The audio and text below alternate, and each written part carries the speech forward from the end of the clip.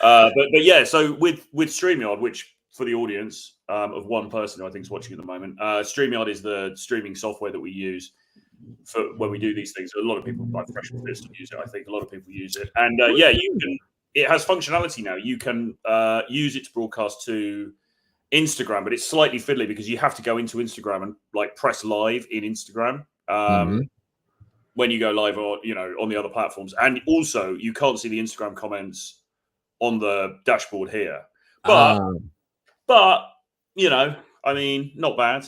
Not bad. It's ironic that you're teaching me all that. Like, I grew up with Insta, and like here I am 10 years, like 12 years younger than you are, something like that. And I'm being taught about Instagram. Well, there's that. And also I'm just a massive, obviously a massive boomer as well. And I mean, it's only recently I've actually got my internet kind of sorted out. So hopefully, I think the internet, hopefully the internet is better on this stream. I think it's been better. But we will see. We will see. We will. But like, how have you been? We haven't done a stream in ages. Like, where have you gone in the last year? Istanbul, Russia, Croatia. Where have you been? No Russia. Although James Tusk, I think, is planning to be in Russia and Ukraine, which is controversial choice. But you can go to Russia. You still get tourist visas and stuff. I haven't been. I was in. Where have I been? I've been in Colombia. We did a boot camp in Colombia about 6 weeks ago, maybe. I was in Istanbul in January. That was like when I got my teeth finished off, so I did that. But that was a while ago now. And I've been in Poland. Did you go to the wall of Constantinople when you were in Istanbul? No, I've certainly hit the wall, but I didn't visit that particular I didn't visit that particular wall. No, I've been to Istanbul a few times now with Tusk and also John Modern Life Dating. Actually, shout out to John. I've been there with him at least once. Good city, but yeah, and I went to Dubai actually with my girlfriend. Legendary city. Yeah, so it was kind of interesting because I've never been to Dubai before, never really had huge desire to go to. But we decided to go because she's sort of from there, or she was brought up there anyway. She's still got some family there, and because I was dating her before, people don't know. It was always sort of part of the fabric of our thing, it's like, oh, she's from Dubai, we'll have to go to Dubai sometime, blah blah blah. If you can go to Dubai, you bring Dubai to you. Exactly.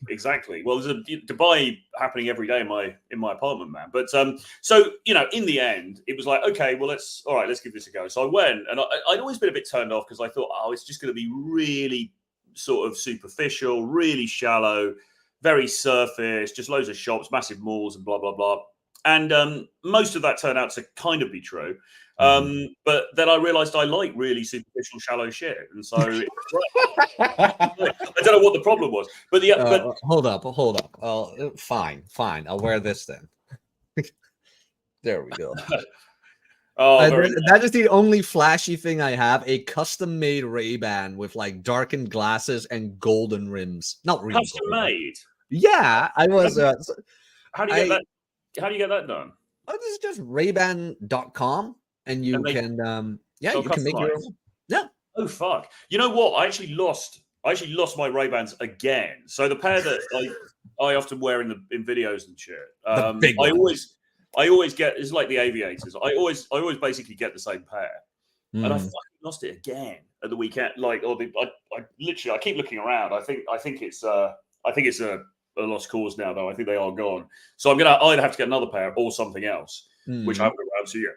But anyway, so sorry, it was just back on the Dubai thing though. So yeah, we went, and really fucking cool, man. I mean, the vibe is really good. I mean, it's expensive. Obviously, it's not, if you're staying in like the popular areas and stuff. But yeah, it was fucking cool, man. I really liked it. I'd definitely be up for going back. I mean, I don't think it's really a great place for, if anyone's asking, doing a day game and running around, probably not the best thing to do. But as a place to go and sort of chill and, go out, and great places to eat, great nightlife, great sort of, you know, you go to the beach, sunbathing, all that kind of shit. Fucking brilliant, man. Really like it. Yeah. Oh, nice. Yeah. A friend of mine went to Dubai and I asked him about it. He's like, look, you will never see cleaner streets than Dubai. Like, that is true. It is safe. It is clean. People are respectable. Like, there is a bit of a vibe like, okay, worship the great leader or something like that. You can't really, you can't say anything bad about it. But you get a lot in return for that, where it's the safety, the cleanliness, the respect you get from people, the decency more than respect. Because I mean, it's one of those places they say you can kind of leave if you want to leave your mobile phone on the table in a cafe while you go to the restroom or whatever, you know, it'll still be there when you come back. And that is probably true. I mean, I think the crime is very low. It's very, very clean. The reason it's very clean, though, is because basically they've got a load of people who, you know, don't get paid very, very much at all. And they have to clean everything up very, you know. So they've got this whole army of people because we went. It was just after that storm. I don't know if you saw in the news or if anyone watching saw, but I was kind of being a cheeky bastard to Tallulah, where that thing in Dubai just went down the rainstorms, and she had posted a photo like, I'm in Dubai. I'm like, where's your umbrella? Yeah, man. Yeah. She's a great person, by the way. Very, very kind woman. Absolutely. She's cool. She's cool. So we were unlucky in the sense that was kicking off at the beginning of the week. We were going to go. We were going to go on the Wednesday, and then our flight got sort of basically cancelled. But we managed to rebook our flight for the Thursday. We went on the Thursday, and then it was absolutely fine. I mean, we got there, and there was still some water on the ground, but they cleaned it up incredibly quickly. We had some problem picking up our baggage and shit like that, but as far as the actual like getting there, everything was just open. Everything was completely normal. So there's just this massive operation there, and it was kind of like. I'd sort of expected that, to be honest, and my girlfriend had confirmed it because it's the kind of place. There's so much money there; they're not going to leave it like. It's not like if it happened in Britain, you know, we'd still be cleaning up now. You know, it's the kind of place they're just like, right, let's throw everything at this. We're going to get this fucking sorted. Yeah. Well, there's like, I'm not going to bore you with details, but there is a certain collectible I would like. If I would win the lottery, I will never tell anybody, but there will be signs, and like you can barely find it anywhere. And then all of a sudden on YouTube, I get a recommendation like most expensive collection in the world. And I'm like, really? Just check it out. And of course it's in Dubai. And when I saw it, I was like, of course it's in Dubai. How else could it be anywhere else? Like, it's like, of course. It is the place of just the ultimate excess and everything else. And I sort of, I've got a love-hate relationship with that kind of stuff because I do find it quite interesting. You know, I do like to penetrate the world of I like to penetrate the elites from time to time.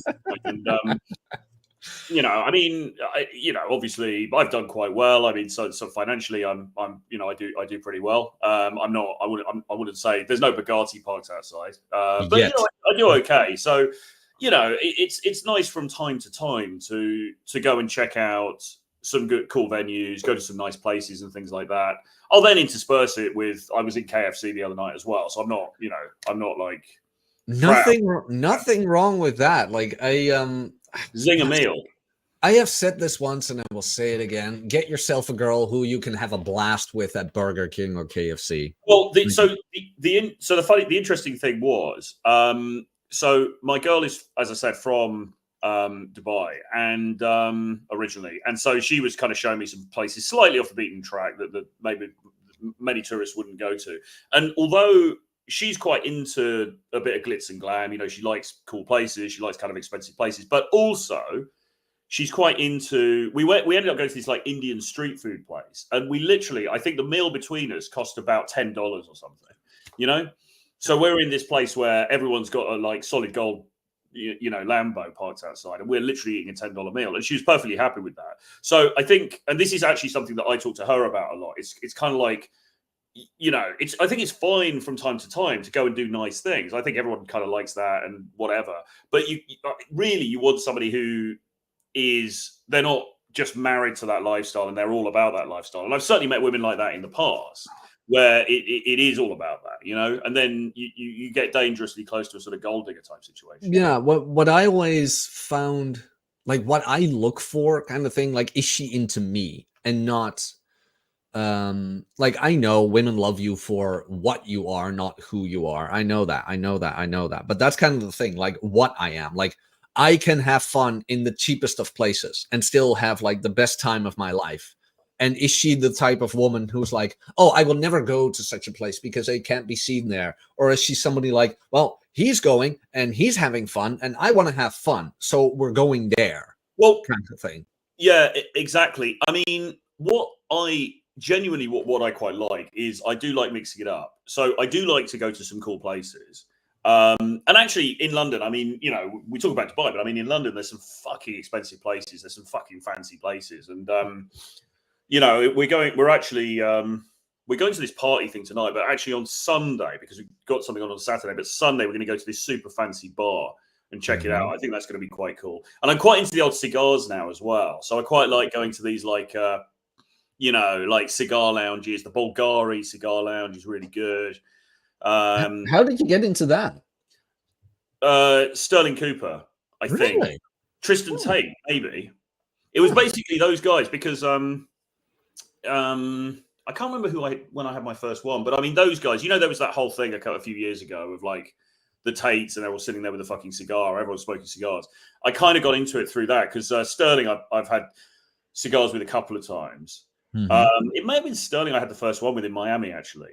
And then Tristan Tate also, I've had cigars with a couple of times. It's just something that these guys do. Do you know what I mean? And so off the back of it, I kind of got into it. And I quite like just sitting back and watching the world go by, and you know, it's something to do, especially because I don't drink alcohol as well. I mean, you got to fucking do something. You know? Well, that is true. I mean, you and I both used to smoke. We did. Yeah. It's like smokers are the most social people you'll ever know. Every time. Like if I ever hit one up again and things like that, it's when I'm out. You like if you want an opener, and I'm not saying you should. Like, if you are not a smoker, please do not do it. Never start doing it. But if you are, always fake you don't have a lighter. Always fake you don't have a lighter. Just open the group up. Like, anybody, if you got a light, boom, right there. You can introduce yourself. You can start a conversation, blah, blah, blah, because you're there for a common cause, sort of say. But like with cigars and all that, it's that, yeah, you're doing something together. Even though you're doing it individually, there is something going on. You're doing something. I think there's something about, so you're right. So the problem is because I used to also smoke cigarettes, and actually I picked up cigarettes again a little bit last year. I was smoking cigarettes, and it's a slippery slope after having not smoked them for like 15 years or something. Suddenly start smoking cigarettes again. Stupid idea. Because it fucks your cardio. Apart from anything else, it completely fucks like your cardio. I think the occasional cigar, the occasional shisha is sort of okay, but I mean, smoking 20 a day is not a good thing to do. Don't try it, kids. No. But anyway, so I kind of lapsed into that a little bit, and then I stopped that. But the cigar thing, I mean, the positive side of nicotine, if there is one, is it does seem to put you in this more reflective kind of mood, and you can sort of, it does something to the chemical neurons. So you're sort of sitting there, and you become quite social, you become quite chill, you become quite sort of talkative. I do anyway. I actually recorded a video, or a couple of videos where I was sitting outside a cigar place, and I had a cigar and I was just narrating the video, and those seem to go quite well. So, you know, I mean, it's something to do. There's also a sort of old school glamour about the whole cigar scene as well, because you've got all these fantastic cigar lounges all over the place. There's many of them in London, very, very cool places. And that's quite interesting as well, because it's just its own thing, you know? No, when I was in the States with Vince and Rob, like Vince knows a lot about cigars. Rob does as well, but like Vince kind of took the lead at that point because he was our host. He took us to some cigar shop, and he's like, "Okay, this is what you're looking for. This is kind of what you want." Is Rob into it as well? Is Rob into it? Yeah, Rob as well. Yeah, Rob Cappy? And Vince are, Cappy too. I mean, can you get cut price cigars? I mean, because cigars are quite expensive. I mean, do Perkins sell them? I mean, I don't know actually. Good one. That's a good one.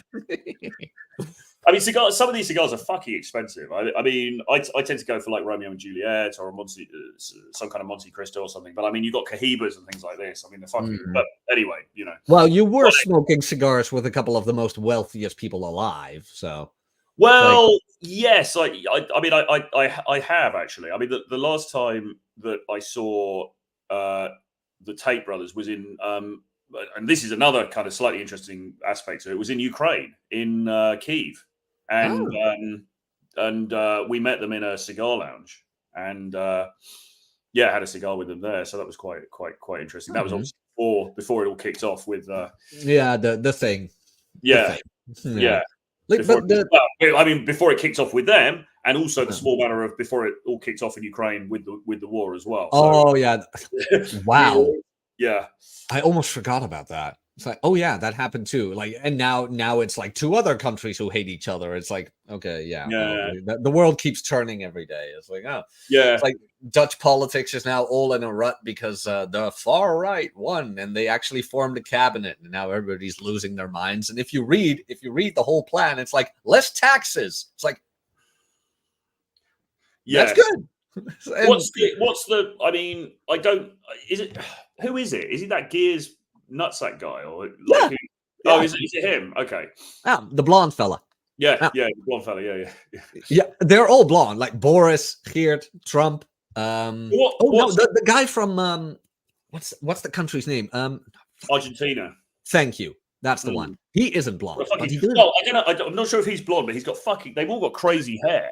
I know, right? They've all got this fucking crazy hair. But just as the sort of the TLDR sort of TikTok kid version, what's the main thing that people object to with him? Is he very anti-immigration? Is that the thing? Is he anti LGBT or something? Is that no, he's anti-immigration. That's it. Okay. Now he's a far right evil. It's like that. What about woke? Is he bothered about that really? The trans people and stuff like that? Not a whole lot. He's kind of like, look, I see what you're trying to teach kids. We're not doing that. And that's all he said. But he hasn't really. It's not a huge. No, not really. And I tend to see, which is odd, like there's one other party in the Netherlands that goes full anti-woke, and they have like some followers, but not nearly as much, because that whole woke crap, I think people kind of see it for what it is. It's a phase. It's like the emo phase. I mean, we all wore black in high school, I still do. I still do. I never came out of my emo phase, but no, me neither. Neither. But everybody watching this, we've got 50 people in the chat, 51 people now. So we want 51 likes. 51 likes on the stream, and make sure. Well, you might be watching this on Jack's channel actually, but make sure you subscribe to my channel and to Jack's channel as well. Yeah, we're talking just nonsense, really, but having a bit of a catch up. But if you guys have got questions about dating or relationships or fitness, really, because Jack's obviously a fitness guy. Yeah. Look, I gotta say, after I saw you at Rule Zero, I was like, look, I need to put more focus on chest. I cannot have it that you have better cleavage than I do, Troy. Well, I'm not sure I do, really. I mean, but yeah, I mean, I just sort of. Yeah, I mean, that. But it's all I got in this space. Like, I have nothing to add but the cleavage. Don't take that away from me. All right. There was a couple of questions though. Could Troy Francis beat Neil Strauss in a pickup contest? I mean, doesn't really matter. Who cares, right? I mean, Two Skinny Dudes podcast. Yes, maybe we should actually just brand the podcast that. Yeah, I tweeted that out. Two Skinny Guys with Cleavage podcast. Nice haircut. Thanks very much. I never get that compliment. King Trust Issues. What a fucking name. He's one of mine. He's one of my people. He's good. He's good people. Good stuff. Good to see you, bro. Have you guys ever met in real life, or is it only for podcasts? Well, I mean, no, we haven't actually. No. Hopefully we will. Stupidly enough, like, it's not even that far. No, it's not. Yes. We have sort of talked about it. We need to sort it out at some point. We do. I mean, London's only an hour flight away. And it's ridiculous. It takes me longer to get to my fucking mother's place in Cornwall than it does to Amsterdam. I know, right? It's like I have met people from the States. It's like, and I haven't met you yet. I'm kind of ashamed of it in all honesty. No, well, it's my fault also, as well. But, don't worry about it. So, One Trick Pony. Any boot camps in Poland this summer? Well, there may well be. I mean, just drop me an email, Troy@realtroyfrancis.com. So just email me, Troy@realtroyfrancis.com, and we can discuss. But there's likely to be something. So in fact, there is something, which I think is July. So drop me an email, troy@realtroyfrancis.com, and I will give you all the details. AJ Mack says, I had one of the best day game conversations and it was a solid connection. And when I texted, they flaked and never heard back. Is it common? My boy, I got you. My boy. Here. Where is it? I wrote a Substack article about this. Sorry, Troy. Absolute shameless plug. No, it's all right. I mean, it's on your channel as well. So yeah, carry on. I wrote a post about this because I went out a while back to a jam session, like a music night. And I've been there before, and I locked eyes with the singer of a band before. Great girl, 18, nice blonde hair, like very slender, like just my type. As my friend described it, fucking dick. He was like, we went in the car home. He's like, she was your type, wasn't she? I'm like, what do you mean? He's like, a nail with tits. I'm like, fair point. Very fair point. But like the first time, we didn't really talk a bit. At a certain point, we were standing next to each other. We kind of babbled. But the second time, we did talk a lot more, things like that. She opened me, like the best opener ever for a woman. It's like, am I supposed to know you from somewhere? And I'm like, I just knew I was in. But I'm like, she was with her friends and family and whatever. And you couldn't, at a certain point, you couldn't hear each other. So I just went for the number right away. Like I got the IOIs the whole night. She opened me, blah, blah, blah, got the number. I text her like the day after, like, well, did it turn out late, blah, blah, blah. Oh, no. I'm like, hey, you know what? When are you free to get together? Boom. Gone. It's common, man. It happens. It happens. And yeah, it does happen. It is very common. And look, I mean, you can't set too much store in what you think is a good connection. I mean, like the other thing as well, with all due respect, you're saying it was a good connection. Was it? I mean, there is that as well. Or was she just being friendly?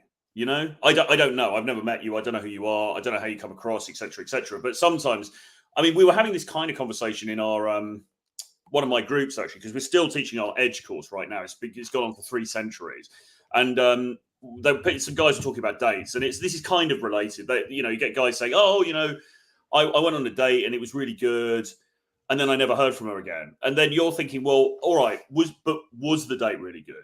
How are you defining really good?" So that's the first thing. What you're saying, there's a connection. Was there actually a connection? Did she, in other words, well, what I mean by a connection was, did she want to jump on your dick and have sex with you, or was it just she was being nice because she's and she's having a nice conversation? So there's that. Secondly, even if it was that there was genuine attraction there, it can still dissipate, like Jack's just described, because women have a lot of options and there's shit going on, and bloody blah, whatever. Maybe her ex-boyfriend got back in touch, or she's, there's so many different things which we don't know. So you can never set too much store in one interaction. All you can do is do your best each time and then carry on and meet other people, because often these things do just fall at the last or the first hurdle for some reason, which we don't know, because we don't know what's going on in her life or in her head or whatever. So yeah, man, it is what it is. I've had, the other thing to say as well, just finally on this, is that I've had fucking amazing conversations with women in the past. You think, oh God, we're so, she's into the same music. We're on the same page. We were talking about philosophy for 25 minutes. Oh, this is brilliant. She's going to be my future ex-wife. And then you never hear from her again. Conversely, you can have a 2-minute conversation outside the back of Burger King in the airport when you're waiting for a flight with some bird. You get her number. You think this is never going to fucking fly. And then 2 days later, you're on a date with her, right? So it's somewhat unpredictable. The market is somewhat unpredictable. And all you can do to hedge against that is put yourself out there consistently. That it is a numbers game. You got to do it. You got to do it. It hurts. It stings. It messes with your head. It breaks your ego. But you're the man in the arena, man. Well, you got to keep going. If you want it, you better prepare for rejection. Breakups hurt. Rejections hurt. Yeah. I mean, insert your analogies about, losing the shots that you don't take and all that kind of stuff. But I mean, it can sting a bit. But the other thing you need to try and do is reduce your investment in each one. You have to. Do you know what I mean? You can't think, oh, this woman that I spoke with for 5 minutes or something, oh God, I'm putting all my money on that. She's so amazing. It's just like, if I've had a conversation, it seemed to go well. Hopefully she responds, but she may well not, and that's just life. I gotta ask though, because I saw your tweet. I gotta ask. It's time to start a little bit of beef here. Yeah. Coffee or drinks? Oh man. That actually got a bit of traction, didn't it? They got I knew it. I saw it. I'm like, he's baiting. You and I have had this conversation before. Well, I was the way I phrased it was overly polarizing. Do you know what I mean? Coffee's a fucking waste of time. I mean, you know, what I would say is my preferred thing to a date plan would not be to go for a coffee, to be honest. Like I prefer really to go for a couple of drinks in the evening, you know. And then somebody underneath tweeted and went, oh, well, I prefer coffee than going for an expensive dinner and then the movies. And I'm like, bro, on what fucking planet would you ever do that anyway? Yeah, and who mentioned dinner? It's not a choice between Starbucks and then, I'm going to go for a 3-course meal and then go and see a film. I mean, you'd have to be absolutely fucking brain dead to do that. I mean, that's a terrible idea for a date as well. But there is a middle ground, and the middle ground is go to a nice bar, have a couple of drinks. You know, I mean, it's not rocket science. No, if I may ask, like you mentioned previously during the show as well, like you don't drink, but you, as you just mentioned, like going for drinks.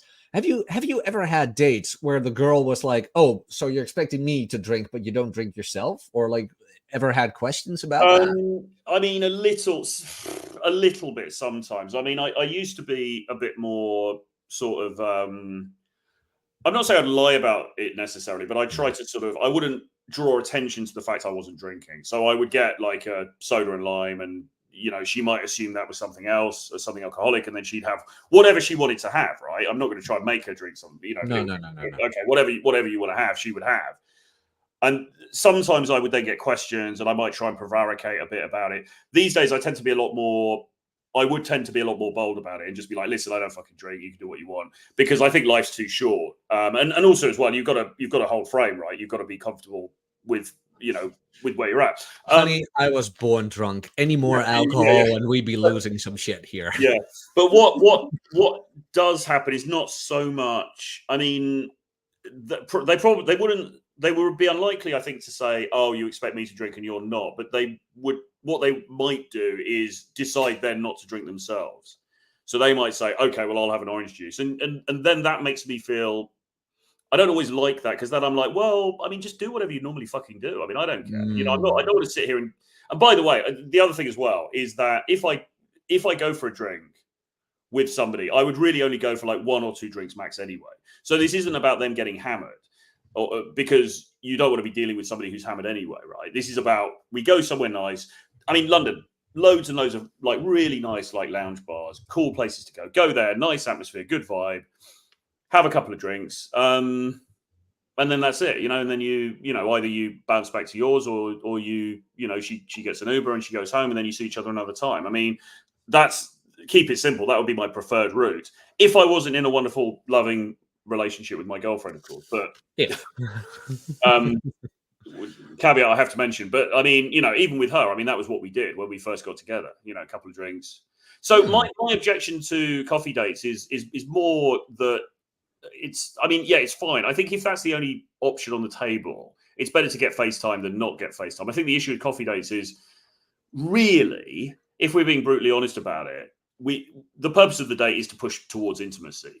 Mm-hmm. And intimacy is, on average, more likely to come about after, you know, you go out in the evening, you have a couple of drinks, rather than you go to some coffee bar in the daytime. So you could do the coffee date, but then you're probably then just going to have to take her for drinks at some later date anyway. So I'm kind of like, well, why not just cut the coffee date bit? And also, while coffee dates are coffee bars aren't always the most romantic places. You know, it might be a bit light and bright and screaming kids and all that kind of thing. So just in general, I mean, that would be my view on it. But I mean, obviously people disagree.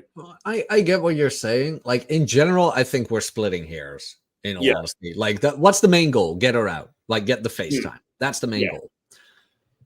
And whether you prefer coffee or whether you prefer drinks, that's all up to you. Like most of mine were all coffee dates. I prefer coffee dates. I really do. But that's mostly because I like the taste of caffeine and shit like that. Or just the taste of coffee in general. I wish more places had decaf, because like caffeine gives you the jitters at a certain point. Like if I could get off of that, that would be nice. But like, I don't think that the sexual tension is reliant on the time of day. Okay. And that is also my experience as well. Well, I mean, it certainly shouldn't be. You're right. Sorry, but I mean, you're right. It certainly shouldn't be, because you should be able to, the seducer, whatever, should be able to create that sexual tension wherever. But playing devil's advocate, could it just be because you've got these devilish, Johnny Depp good looks, and you've got a bit of riz, and you're quite engaging, quite fun, quite engaging, and everything? I mean, the average frustrated chump, kind of needs as much working in his favor as he can get. Now, and so, that is a term I haven't heard in a long time. It's a good term, isn't it? It's a good term. It is. I see them in the train all the time. It's like, oh yeah. But the average frustrated dork who's sort of, it has trouble creating a sexual or romantic vibe anyway, and then he's also got the coffee venue working probably against him. I'm just thinking maybe for him, I don't know, man. I mean, you could look at it both ways, but I'm just thinking, at least if you go to a nice bar, low lighting, some good music, bit of ambience, it's much more set up for the seductive process to happen than going to Starbucks, isn't it? I mean, that's just the bottom line. Oh yeah, but I'm not talking about Starbucks. We don't do milkshakes here. It's like, I'm talking about, like, because in the Netherlands you have this coffee joint called Bagels and Beans. Okay. I swear to God, like, if you ever get here, I'll take you there. Lovely mellow jazz in the background. Nice. Lovely, yeah, exactly. Like, lovely view of the city and things like that. It's like, that is just perfect. I like a bit of that. By the way, we've got 69 viewers in here now. 69. Nice. We did it. In celebration of that, you can all give us a like on the video, because we need to boost this out to the algorithms, to the world. Yeah. No, I like that. I mean, I was being tongue in cheek about Starbucks. I mean, obviously you would go to a nicer venue, and there are nicer places to go in London as well. And again, I'm now really into hotel bars, because we got, as you can imagine, we got some very fancy, 5-star hotels and things like this in London. And what you can do is you can just go into the bar, you can have a coffee there, you can have drinks there. They've usually got bars, so really good date venues. Plus they've got cigar lounges as well. So those kind of places, I think, I mean, this is where I tend to go with my girl quite a lot. We'll go out, we'll go to one of these places. It's really cool. She likes it because she can take some nice photos and put them on Instagram and stuff. And it's just sort of, yeah, man, but it's a good vibe. They're much more set up to be a bit more sexy, a bit more seductive. But yeah, I mean, in principle, I guess the coffee thing can work. I think you just have to sort of, the first coffee date, you're probably unlikely to be putting her home then, or maybe you're not. I don't know. What's your experience? Well, you have to remember that if and when I, that's not a bad thing either. I don't know. I mean, no, but like, if and when I date, it's just 9 times out of 10, it's like college students, and in a college town, so they live in dorms, and they usually live nearby the coffee place where nobody's home. So when the date goes well, you can just come to their dorm in the middle of the day, like. Okay. Well, yeah. Okay. No, I mean, look. I mean, I'm saying all this stuff. I mean, obviously, I have been out for coffee with women before in that situation, and yeah, it's fine. I mean, I think the initial stage, you're just getting FaceTime, and you're just moving the thing forward, aren't you? And so I think for that it's fine. And I also, by the way, there is also the argument that I want to make the initial meeting. I think John Modern Life Dating said this. I want to make the initial meeting very short, have a coffee with them. Very low investment. If we don't gel, fine, I get the fuck out of there. If we do gel, okay, right, let's organize to do something else next time. I kind of get that as well. It's almost like a screening process, Yeah, like I said, the thing is, you and I right now are splitting hairs, where it's more of like an interesting thought experiment. Because at the end of the day, it's like, oh, should I do coffee or drinks? Which one do you like? And what is your end goal here? Well, I just want to get to know her. Well, do you prefer coffee or do you prefer an alcoholic drink? Like, what scene do you prefer in that sense. Just go for that. Like, you're leading anyway. Hey, I'm taking you there. Done. And then yeah. Oh, so sorry. You mean just take her where you want to go? Yeah. And like, don't worry about drinks or coffee. It's about like, you want to know if you two vibe. And if you vibe, then it doesn't matter if the sun's out. You can also, exactly. You can also take it a stage further and do what I was doing a little bit, which is just basically take them for cigars. It's like, do you like cigars? No. Well, fuck that. That's where we're going. And it's almost like, and this is, when you get to the, you want to, ideally you want to get to the point where you don't really give a fuck if she comes or not, to be honest. And so, I mean, sometimes I would, again, pre my girlfriend, but I would disclaimer. Yeah. But I would so many caveats on this stream. But I would just say to them, hey, come meet me for I'm thinking of going for cigars. Come meet me. Now, most girls, are they going to like cigars? Probably not. Are they going to want to sit around in a smoking room where somebody's smoking cigars? Probably not. But fuck it, I don't care about that because I want to do what I want to do. So it acts as this kind of filtering thing because obviously not everyone's going to go for it, but some of them are, and they can come, they can have a drink, they don't have to smoke anything, and then I'm having a good time, she's having a good time.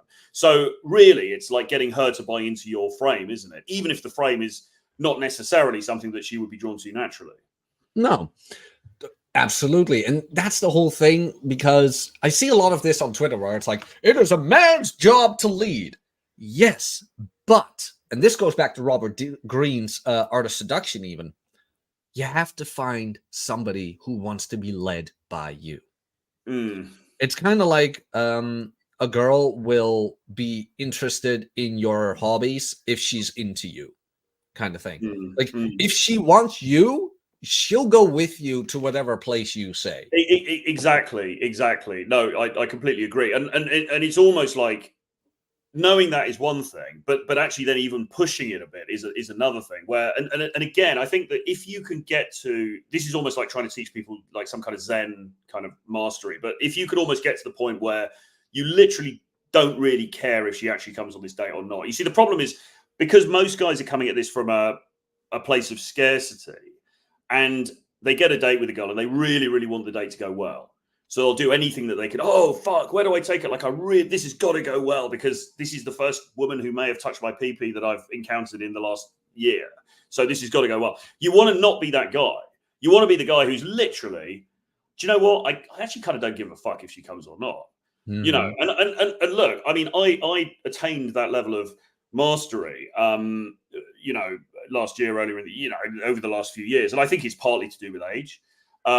It's partly to do with, you've been around the merry-go-round so many times, but I can tell you it's incredibly powerful when you've got that level. Somebody mentioned nonchalance in the chat. When you've got that level of nonchalance, you literally don't give a fuck. It's like, well, I'm going to go for cigars. You can come if you want.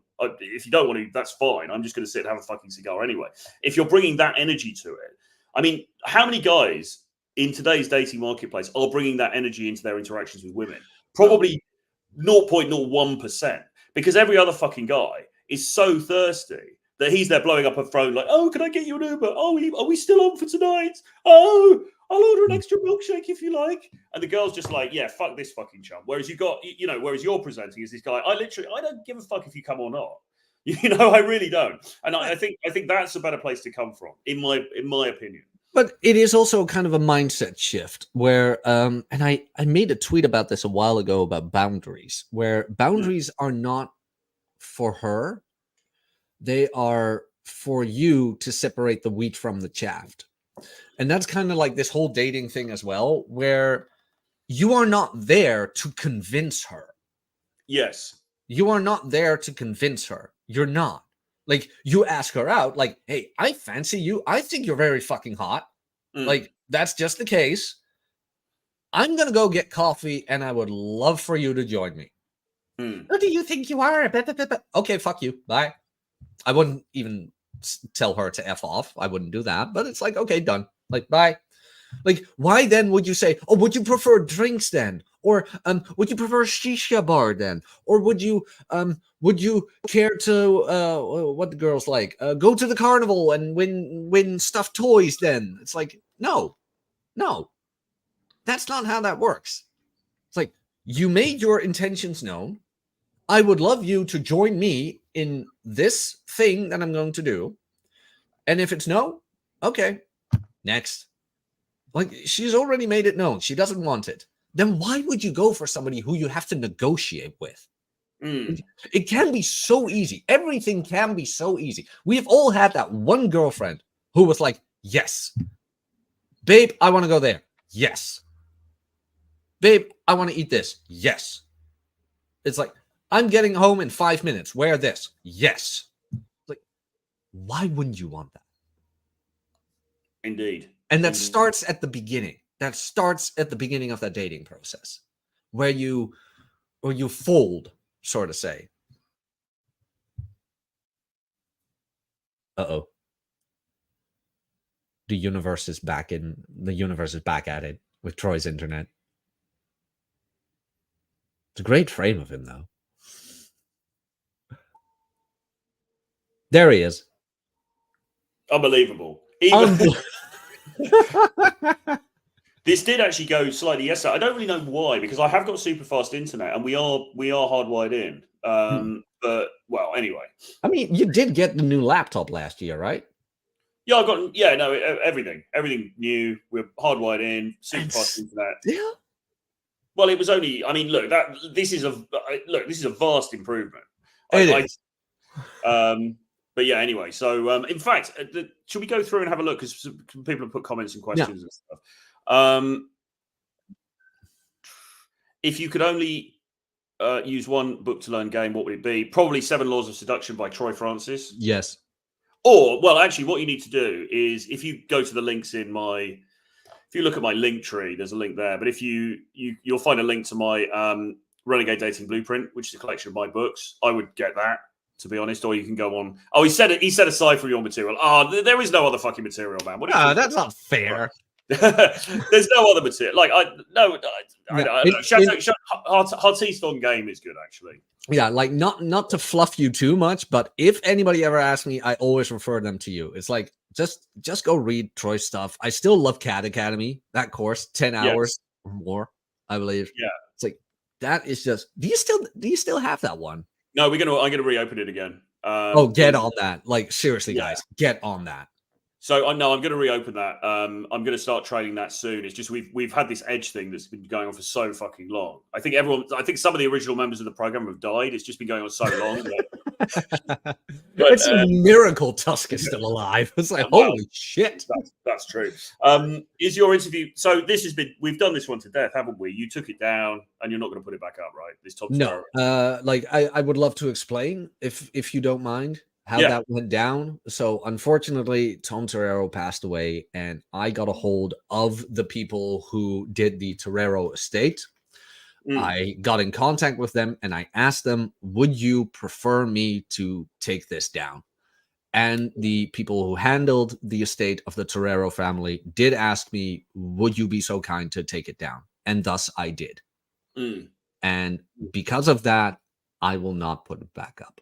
No, fair enough. Absolutely fair enough. That's the right decision, I think.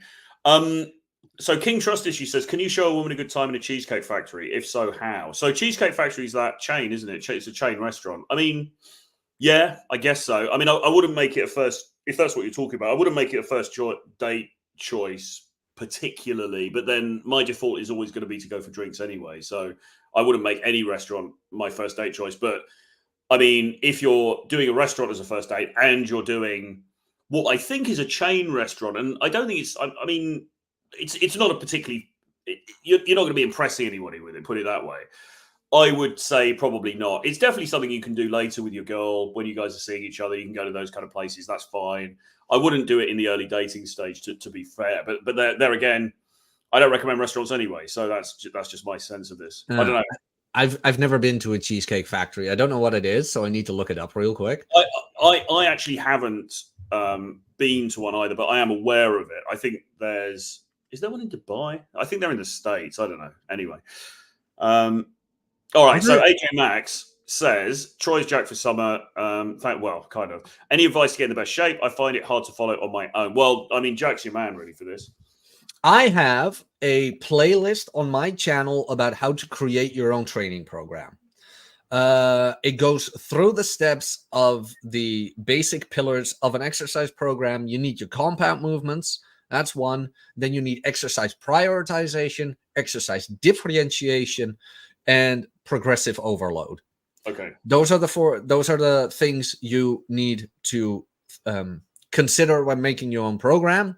Then, and you're not going to like this because a lot of people don't like this, if you haven't started doing this, count your calories, because 9 out of 10 people do not have a good indication on how much they're eating, how much they're consuming. Therefore, they cannot lose the weight, or in some rare cases cannot gain the weight because they have no idea how little they're actually eating. So download MyFitnessPal, put the activity level one lower than what you think it is, and then stay on those calories, track your weight every week, and go from there. Track your strength gains every week in the gym. Like, are you getting stronger? Okay, good. But how are you looking in the mirror? Like, you're looking jacked in the mirror and you're getting stronger? Good. Keep at it. Don't increase the calories just yet. Let the calories stay there. And maybe in the best case, you're getting stronger, you're looking leaner, you're losing weight on the scale. Because this is also something a lot of guys don't seem to comprehend, where it's like, oh, but I'm losing weight. And like, it's like, okay, first of all, that's what you wanted. Are you getting stronger? Why, yes. Then what's the problem? Because you don't gain that much muscle that fast. Plus the fact most of the guys you see who looked ripped are mostly lean. I can look way bigger than I actually am. If I cut about like 5 pounds, no, that's too much. How much? 3 pound-ish. Like, if I lose 3 pounds of body fat and I have good lighting or whatever, I would instantly look like one size bigger than I actually am. And then when you meet me, it's like, well, yeah, you're jacked, but you're not that huge. I'm like, no, I'm not. Well, it's just good lighting. And most people are on roids. That's one too. It's like, yeah, get on the roids, man. No, don't try this. Don't try this. But I think, I mean, this leads us to something that's always been a big bugbear of mine, really, which is, I think, and I could be fucking totally right, but my sense of this, having been around the block a few times, is that guys just always think, I've got to be fucking big. And guys, like the majority of guys, they go to the gym, they want to get big. They're like, yeah, man, I got to get really big. And it's like, actually, I don't think that's true. Because for a start, the majority of guys I've seen who've been very, very prolific as guys going out there and dating and having a lot of attention from women have all tended to be lean. All right. In my view, and you look at the GQ cover model, right? It's a lean fucking guy. It's not some fucking roid meathead, right? So I think guys en masse, because guys, we're all a bit dumb and we have this very logical kind of thing. If we think, oh, right, big equals girls like me. Okay. They bought into this idea that you've got to be the Rock in order to get laid. And it's fucking bullshit. And actually, oftentimes when you look at, you see guys who are big, like big, they're jacked. They're say jacked, but they're like, they've got big mass. And you look at their girlfriends and you think, fuck me. He's had to go to the gym that much to pull her. Jesus fucking Christ. So I think it's a bit of a... Now, my trainer, who I've actually been working with his trainer for like the past 7 months or so, he's kind of gone AWOL at the moment. I hope he's okay. But I mean, he's a very, very strong... And he does all right as well with the ladies, by the way. He's a very strong advocate of getting lean. And he, to the point of like, you don't want to be one of these fat fucks, these fat fuck muscle Marys who think that like loads of big muscle looks good. Because actually the classiest, hottest European women, let's say particularly, they like these lean dudes, know? It's like this. You want this. Exactly. So you want the V-shaped, you want the V-taper, you want the lines down here, whatever they're called. You want a bit of the, the definition and toned stomach and stuff like that. But like the idea that you've got to be this fucking, I mean, those guys, and they look fucking bad in suits. It's a sloppy look. It's a low-class look, to be honest. And yes, it's going to appeal to some women, but those women tend to be unattractive. They tend to be northern. They tend to have orange fake suntan on their faces, and they tend to get very drunk and urinate in the streets. And I mean, if that's what you want, what's that village called again? Is that Birmingham? No, that's not a village, but no, a town. But there's like a specific part in England where that is all the rage. Well, it's most of the north of England, to be honest. That is the fashion, or Essex as well. And it's like, well, I mean, I don't know, man. I just like that. That's maybe I'm obviously biased because I am the shape that I am. But I mean, like, plus, and I do wonder if you view it like this. It's just something I've noticed. Like, I'm 33 right now. I know, right? 33. But do you know how many guys I see who are 33 and are in shape? I can't imagine how few people are in shape at your age. Well, practically none. I mean, really, like I'm the last man walking. And then, you know, I will often see guys either in real life or on TV and stuff who are even a few years younger than me. And you're like, Jesus fucking Christ, he looks like my granddad. So, I mean, it is incumbent on all of us. And look, I mean, I'm not some super health freak. I was counting all the macros and stuff, calories for a long time. I haven't been recently, but I kind of. At a certain point, that's why I advise people, like, just start doing it. Because then you get an insight on what you're consuming. After that, you can stop doing it because you know. I'm actually going to have a bit of protein shake now as we speak. Yeah, why not? Why not? Which flavor? Chocolate.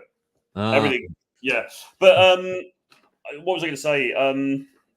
Yeah, I mean, I think weight is the first thing you need to do is cut weight. If you're a little bit, you know, you've got a bit of beer belly, you've got a little bit of extra weight, you've got to cut that because it makes a huge difference in terms of like your facial shape and how you know just all of that shit. You know, it really, really does. No, just work on those things. And with cardio, please don't start running excessively. I'm not saying don't run at all. It has its benefits, like psychological benefits mostly. But if you're overweight, a lot of people tend to go overboard and they start running half marathons right away. It's if you lived a sedentary lifestyle, go for walks first.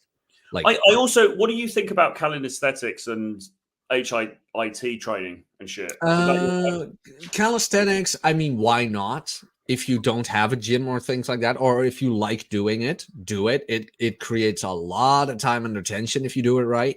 You mean Drew Bay stuff? I don't know about that, but well, maybe I don't really follow his stuff. But so Drew Bay has high intensity training, which is he performs reps. He does like 1 rep per minute. Yeah, it's 30 seconds up, 30 seconds down. It's like I have tried it, I have done it. Holy shit, it is effective. But the high intensity interval training, I've heard about that too. A lot of people enjoy it. A lot of people like it. Why not?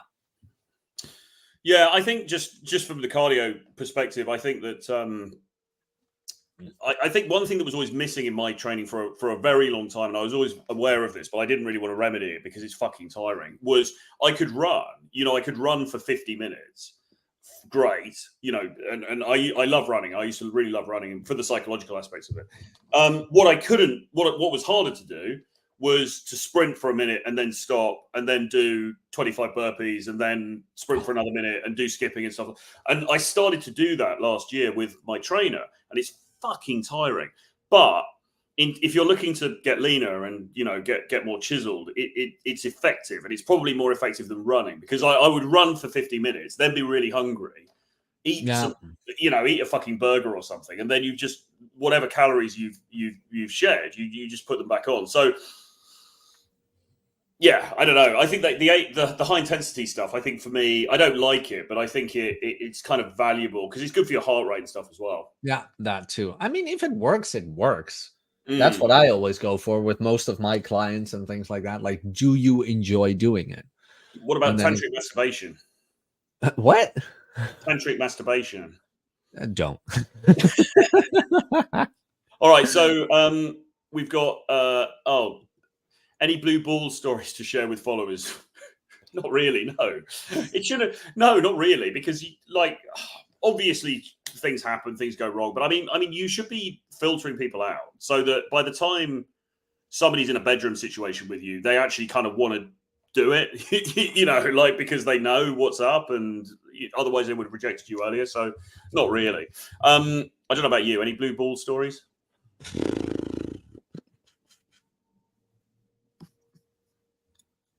There were a couple. There was one girl who I already shagged, and I was ready for round 2. And she's like, you know what? I don't feel like it anymore for today. I just left.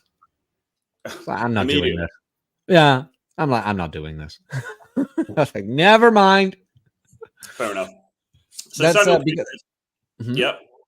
Oh, there was another question in the chat, and we'll get there in a moment about there's quite a few. But Samuel Coote says, I'm 47-year-old Aussie living in Prague for 7 years.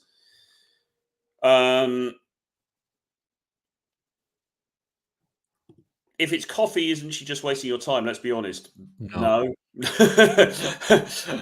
Samuel Coote says, Troy, as we're about the same age bracket, when you day game, do you openly approach girls over 30, or do you only approach girls? No, I've barely dated anyone over 30. I mean, my current girlfriend is 32, but I mean, generally speaking, I've always dated women in their 20s. But she's got time in, where it's like, she's got time in. And also as well, I would also say, I think women in their 30s, fucking great, right? I think there's this artificial line of like, oh my God, she's hit the wall.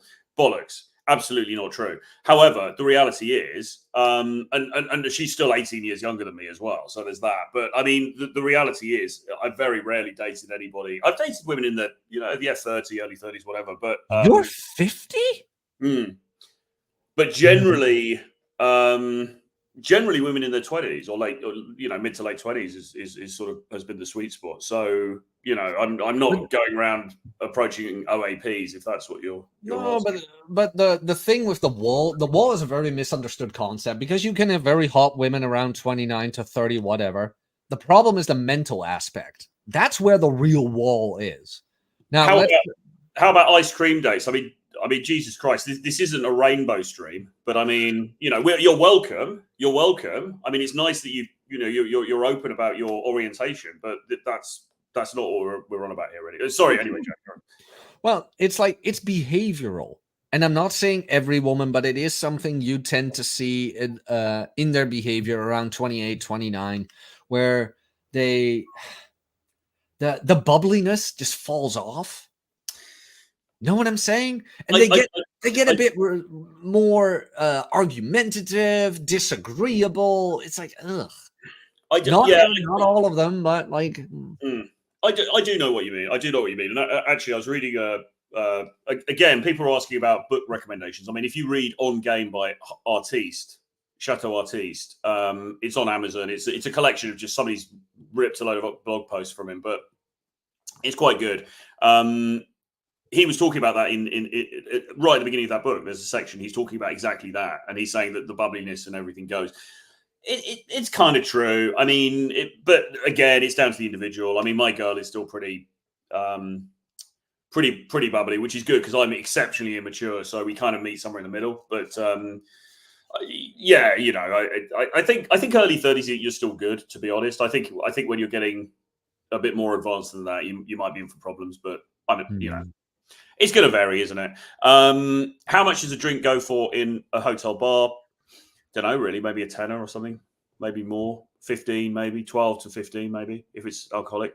This fucking Max pause. Give it a rest. If a man is really a man and a true man, should he resist unlawful searches against him by policemen and not just use force? What?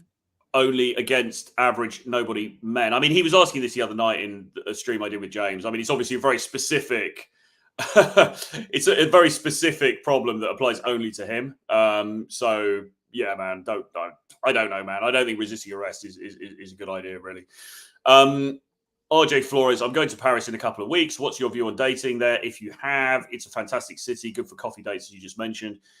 Yeah, it's okay. I've met women there before. I love the city. I think it's great. It's not going to be the easiest place in the world. Expensive. That's all I can say about it, really. Janice says, I'm visiting London in August, best hotel with bar to stay in. Well, it depends how baller you want to get to. I mean, if you go to the Bulgari, that's fucking great. The Lanesborough is really good. There's a place called La Oscar, which is really nice. The Nomad Hotel in Covent Garden. I mean, the list is endless, but some of these places are pretty fucking expensive. So it's going to depend on your budget, really. So this is another thing. So RJ Flores, who's a regular commenter, so thanks for the comments. But he says, for health reasons, I usually go for coffee. Alcohol is limited for me once to every 3 or 4 weeks, especially as I'm in my late 30s. Well, okay, fine, but you can still go to a bar. Just don't drink. I mean, people seem to like. There was a guy on Twitter, and he was going. So I said the best place to go for a date is a bar, and he's like, "But what if you don't drink?" And I'm like, "Well, I don't drink." And he's like, "Diet Coke." Yeah. He's like, "So where's the best place to go?" Like his mind was blown by the fact that you can walk into a bar and not drink an alcoholic drink. It's just people are just so retarded that they just can't fucking compute. Like, it's beyond their comprehension to oh my, what, you could go into a bar and not drink alcohol? I mean, that's, so that's the level. Did you know they serve sparkling water there? Yeah. How about a conversation on Marcus Aurelius? That would be a good thing to do. Probably not today, but that would be a good thing to do. Programmer girl I know suddenly wanted to go rock climbing despite her having 0 strength. Okay. Or are you just a tall guy, Godspeed, mate? That's what you meant with rock climbing. Yeah. Problem is, we're not emotionless robots. The problem is we feel too much. What question is this, Muhammad? Is harsh rejections the same as normal rejections? What? No, it's harsher. that's what. So normal is normal, and then harsh it's harsher than normal. That's why they're different. No, I've got nothing to add. Like, no, it's like, although a harsh rejection, I never ever. Okay, I had a hard rejection once for my own stupid mistake, where I approached a girl by tapping her on the shoulder while I was walking behind her. Did it once, never will do it again. Yeah, that was dumb on my end. Well, yeah, you got to be a little bit careful with any sort of physical touch the first approach, right? Because some women, a lot of the time it's fine, but some women are going to just find it sort of a little bit invasive, It happened last night, actually. So I was with a client last night, and he spoke to this woman, and they were actually having a really good conversation. Like, there's quite good traction there. And then right at the end, he just touched her on the shoulder briefly, and she said, "Don't touch me. You're not allowed to touch me without my consent." And we were like, "Oh, okay, that probably torpedoed the entire interaction." So you've got to be a little bit careful. Because obviously people are going to take these things differently. So, she wasn't happy about it. Okay, fine. He probably not. I don't think he did anything wrong, but it's like, in her view, he overstepped the mark. So I would just be just be sensitive to it in the early stages.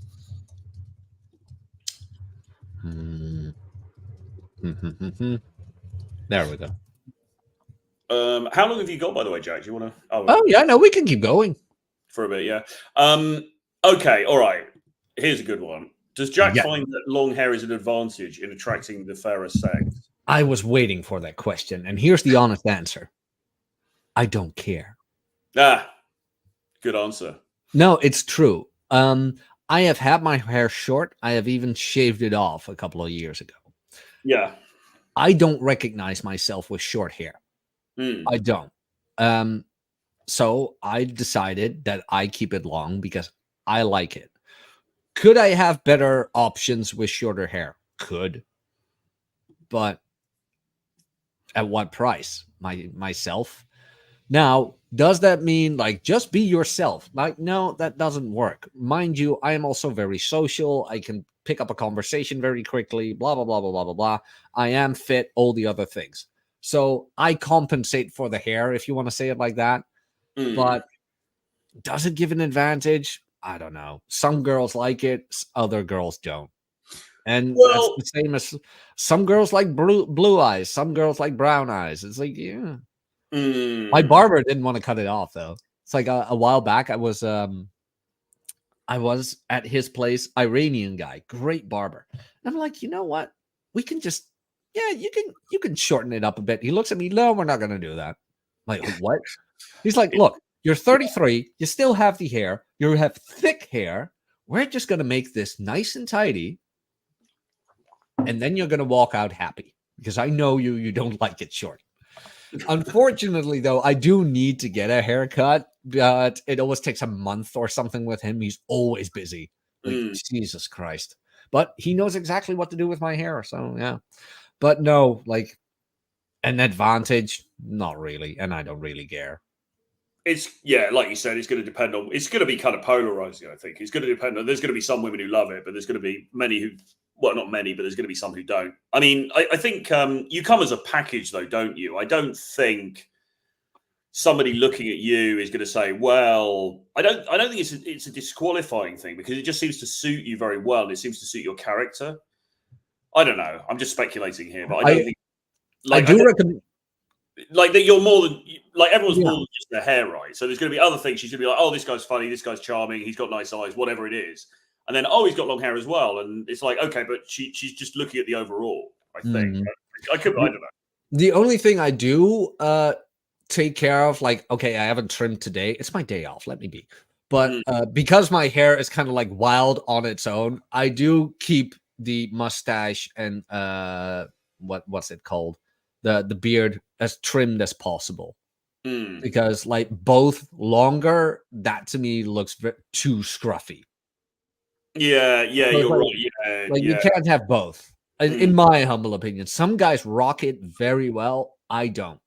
Yeah. No, fair enough. That's a good point. What's your take on plating a co-worker that's into you? I don't know why. I mean, my initial take is, why do you have to use these terms from like 2004? I mean, plating. I think what he just for those who need a translation, I think what he's saying is, what do you think about dating but non-exclusively a co-worker? I think the language. I mean, we have to. Why do we have to use this dorky language? This dorky pickup language from Anyway. It's probably a pretty bad idea, so I'd say go for it. I mean, I dated a coworker. One of the best girls I ever dated was a coworker. Did you plate her or did you date her? Both. Okay. No, but the thing, however, was though, what function do you have? Like for me, it was just an entry-level job, and we were all expendable, and nobody really cared. Nobody really cared. Yes, Lord Venom, I did see the super chat. Troy probably did see the super chat as well. We will get to it.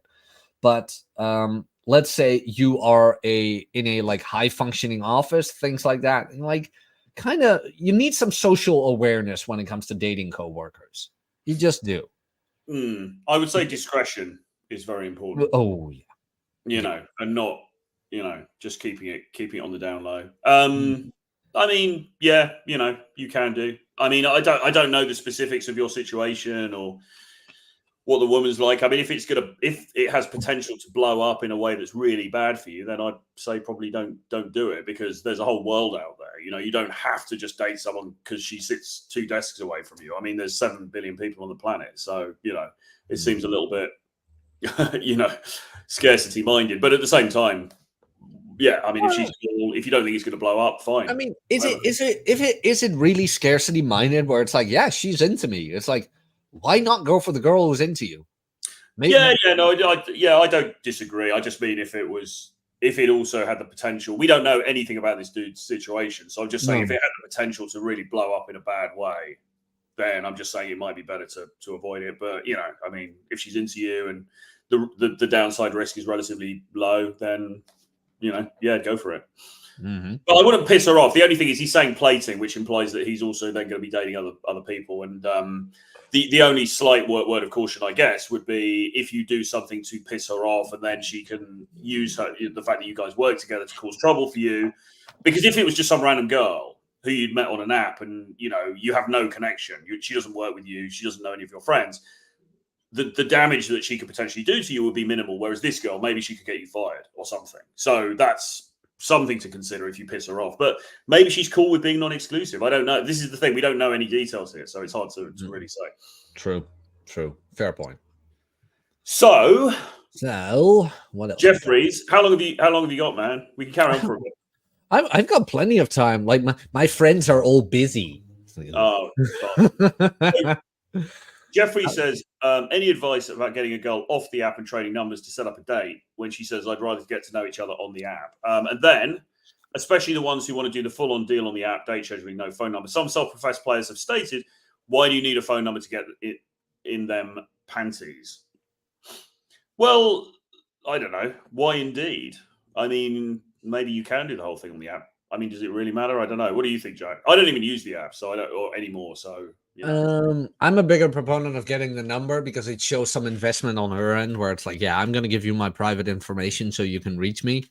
But that's me. He does bring up a good point. Like, why not set the date on the app? If she is up for it, where it's like, no, I want to set the date on the app, then she might have had a bad experience. Where it's like, yeah, I've given guys my numbers, but you know, like things happened. But I am interested in you enough that I do want to date you. Then set up the date, send it to a venue that's close to you, because you never know in these cases, and see where it goes. But in general, I'm kind of like, oh, she gives me the whole, I'm going to talk here a bit more first. It's like, next.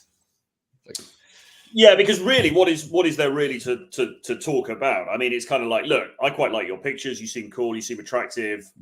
It's reciprocal. All right, let's meet for a drink and see what the vibe is. I mean, that's really what it comes down to. You don't need to spend weeks. And it blows my mind sometimes because, I was, you know, I work with clients and we talk about dating apps all the time. And guys are like, yeah, man, I was talking to her for about a month. And I'm like, a month? Like, are you fucking insane? Like, what are you fucking doing? You're talking to somebody for a month. You should talk to her for like a day, a couple of days, and then be like, hey, I know this cool bar, let's meet. And if she's not down, she's not fucking down. You shouldn't be, if you're living in the same city as somebody or the same town or whatever. I mean, if it was an international thing, then that's slightly different, but you shouldn't really be doing that either, unless you're going to travel there. But if it's somebody within your location, geographical location, you should be meeting up with them by the weekend. I don't know. Some of these people, this is the whole dating coach job gets frustrating because people are just so like, I just don't understand them. You know, I need to. My job, Troy, vent, throw it all out. It's okay. All right. So Jeffrey says, I indulged one for an hour of messaging. I think this is a go on an app. And then when I asked again, she said, not sure I'm feeling the connection here. Well, I mean, that could be down to how you were messaging, what you were talking about. Were you being flirty? Were you teasing? You know, but again, I mean, really, would you chat to a girl for an hour on an app? Maybe you would. Possibly, if the vibe's good, you might. Like I said, I go for the number 9 times out of 10. I guess, would you then chat to her? I guess you would actually. I guess you probably would chat back and forth for a bit. You could be on even WhatsApp and you could be having you could be talking for a bit, couldn't you? I guess it's not unreasonable. No, pretty much. Like, I'm not. I think the big question, Jeffrey, is for you that you have to ask yourself because we don't know. I don't know. Do you know this guy? No, not yet. The big question you have to ask yourself is: am I a boring dog, or do I have some risk? Because if you're a boring dog and your conversation on text or whatever is a little bit linear and logical and it's not really setting the world on fire, it's not surprising that she's going to say, I'm not sure I'm feeling connection here. Okay. So it's going to, like, when you, even via text, you met her on an app, you guys haven't met yet, but it's pre the date. Ideally, I'll be looking to take it in a fairly flirty direction. Now, you've got to be a little bit careful with that because you don't want to go overboard and then she's like, oh, this guy's a creep, I'm not going to meet him. You don't want to jeopardize the actual date, but you could definitely take it in quite a flirty direction so that she's sort of like, oh, this guy's a bit of this guy's got something. You know, I'm quite excited to meet him. I mean, that's where you want to get her to. If you fail to do that, it could well be your riz. It could well be how you're talking to her, what you're talking about, etc., etc. No, pretty much. I tend to agree. It's like, and like, I know he's not a popular guy in the space, but like Corey Wayne always used to say, the phone is for setting dates. And I agree with him. However, there are also plenty of cases where it was beneficial for me to talk longer or to text longer. And I do kind of like it myself as well. Like, where is this person? Who is this person? Can I vibe with them a bit? All right. What about video calls? Oh yeah. They're fine. Yeah. So that's another thing. Maybe Jeffrey's you could try because I was doing that a bit when I was on an app, like last year or whatever. I would sometimes do a bit of a video call with them because then you get to see them in person. You get to see, okay, firstly, am I getting catfished here? You can show to them you're not catfishing them. You can have you can start to build a little bit of a vibe over the video. So that can work quite well as well. And I think even Myron, I think, does that. Or Myron used to talk about doing that. So really? Yeah. So that's another thing you can try. The Corey Wayne thing, I would agree with you on that, because there is this mantra that guys have, and again, people are very autistic. It's either one thing or the other. It's like, no, it's only about setting the dates, you know. I mean, yeah, kind of, but you also want to have a little bit of banter. You want to have a bit of a vibe. It's a mental model. Like, where does the texting need to lead to? The texting needs to lead to the date. So texting is for logistics only. Take it with a grain of salt, but take it seriously, not literally. There's also, look, here's another thing, right? There's also a distinction between what you do if you've met her via a dating app versus what you do if you've met her in real life. And the reason is because if you guys have met in real life already, like you met her in Starbucks or in the bar or something like that, you've already had some face-to-face. So she's already got a sense of you, and hopefully that it's a favorable sense. Hopefully she thinks you're cool, she likes you. Hopefully. And so then the texting can be a little bit more functional, because then it's like, all right, well, you've already got a sense of me already. Let's meet up.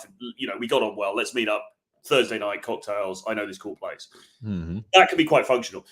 However, when you're meeting somebody on a dating app, then you haven't met yet, and I think everybody does this, whether they understand about these dynamics or not, that you are in the initial stages, you're kind of getting to know each other a little bit. So that's, you're messaging back and forth. She's getting a sense of you. You're getting a sense of her. Maybe you do a video call. Maybe you send some photos, whatever, right? So it's slightly different when you've met on an app, because it can't be purely, well, I mean, I suppose it could be purely functional. You match with her.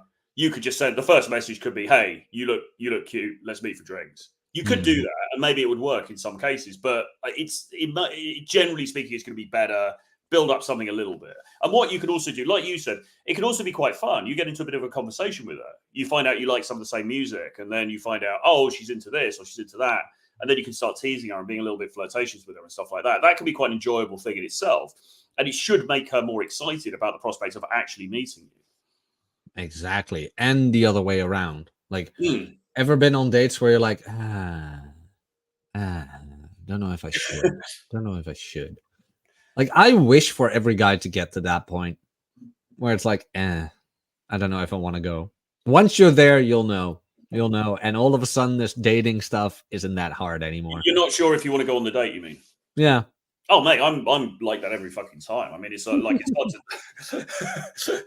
it's hard to get me out of bed, to be honest. Like, it's like, oh, Domino's has a new menu. It's like, oh, there's a new show. It's like, oh, I haven't taken a nap. I haven't taken a nap yet. It's like, oh God. Yeah. So okay, we'll go. Yeah. Oh, absolutely. And that's what I was trying to say earlier. It's like, I feel like a lot of guys who come to this content, and look, no fault of their own. I mean, that's kind of what we're here for, right? We're trying to teach dating skills, but they're too concerned with outcome. It's like, oh, this date, oh my God, I've got a date. It's got to work. How, do I take her for a coffee, or should I take her to Cheesecake Factory? What do I do to make sure that she falls in love with me? And it's and then you get the whole, oh no, women have just dropped a 50 ick list. It's like, my dude, my friend and brother in Christ, never take a woman seriously. Yes. It's like, boom, yes. So he likes to say, I like to dangle the worm out there, see who bites. Good plan. Oh, yeah, interesting. I don't know. I think that's illegal in some countries. Yeah. Have you guys ditched slim fit trousers for more baggy look? Yeah. Kind of. I do have some slightly baggier things, but I never, like, I always have more slim fit. No, wait, he does say that. Sorry, I thought you meant skinny jeans. No, I still wear slim fit all the way. Unless it's winter, because fuck that month. Fuck that time period. Season. Yeah. He's talking about going to the anime convention. Maybe I could ask for some easy questions beyond talking about a character and ending for anime recommendations. Yeah. I mean, just talk to the girl like, hey, I love your costume. You made it yourself? Oh, yeah, I did. Blah, blah, blah. Oh, wow. Who taught you that? Oh, really? They taught you that? That's amazing. How long did it take you to make it? Oh, it took me this long and blah, blah, blah, and this and that. And then you're like, oh, you got nothing else to do? It's like, oh, tee. Yeah, I go to school and things like that as well. Oh, what do you go to school for? You seem kind of like the artsy type. You going for art history or something, or maybe music teacher or whatever. No, or maybe it's a yes. It's like, how could you know that? It's like, well, girl, I'm psychic. Why do you think I'm here? Like the guys at the anime convention hired me. They actually wanted somebody with superpowers for a change instead of somebody faking it. It's like, tee. Done. So, a whole interaction in like what, 20 seconds? Yeah. Sly Pepe says, I'm considering braces and jaw surgery because despite being skinny, my jaw has basically no definition. There's no ways for me to make it chiseled. That's, I mean, do what you got to do, man. But I would, one question is, how old are you? Because these were my teeth before I got braces. Look at them now. Beautiful. Yeah. Beautiful. Braces are the best investment I ever made.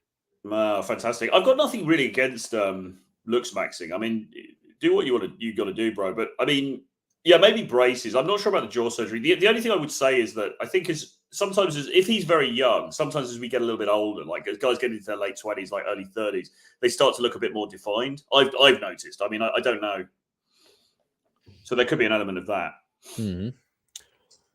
And Lord Venom, you see him? So Janice, we got a real woman's opinion here.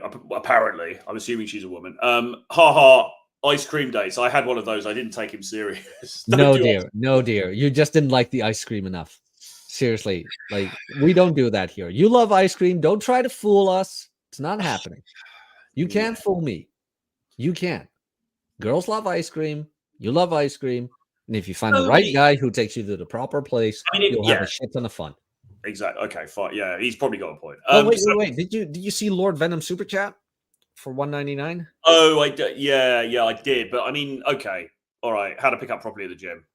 Yeah, everyone asks this question. Every single stream, somebody asks this, which kind of indicates to me that you guys aren't getting out there enough because, like, you're basically like, where's the one place I see females? Oh yes, the gym. It's like, if you were going out and being fucking social and like, or learning day game and learning to approach people in the street, you wouldn't have to worry about picking up in the gym because you'd be going to other fucking venues. Instead, every single stream that we do, somebody asks this question because guys just aren't doing anything other than, oh, I go to work. I'm not going to do it there. I go to the gym. Let me pick up a hot girl there. It's like, why not just go to the fucking mall or go to a fucking bar? Or walk down the street where there's bars and there's people having a drink outside because it's summer. Good point. And I agree with you, and I can tell you why. It's actually pretty funny. This is one of the few things Nuclear Caldillo and I kind of conflict every now and then, and it's fun. It makes for great conversation. It really does. Love the guy. But thank you very much for the $1.99, man, Lord Venom. Thank you. Okay, here's the thing. With picking up chicks in the gym, by default, do not. Well, apologies. But by default, do not. Here's why. The gym, you go there for self-development. You go to the gym for yourself, by yourself, to work on yourself, correct? Get stronger, etc., etc. Now, the only exception to the rule is this. If she gives you plenty indicators of interest. Does she keep staring at you? Does she put herself in your orbit? Does she talk to you for no other reason than to talk to you? One of these three or all three, and you'll know, then strike up a conversation. Doesn't even have to be pickup, but strike up a basic human conversation. Do you talk to other dudes in the gym? If yes, treat this the same way.